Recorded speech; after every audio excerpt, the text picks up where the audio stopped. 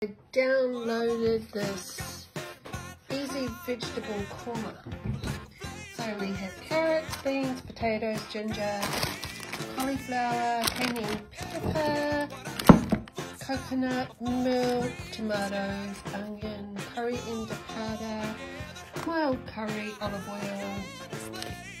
What's that one? That is turmeric, cayenne pepper, and garam masala, and of course we'll have it with some rice.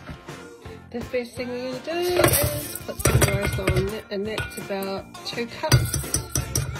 So we're just putting all the vegetables, so the cauliflower, beans, I did put some pumpkin in here.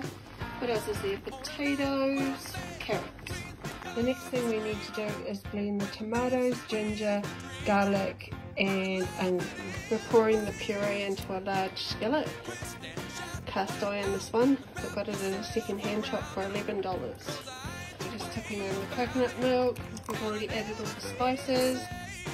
I've added a cup of peas, and now I just need to add cooked vegetables. Oops, might have been a bit many.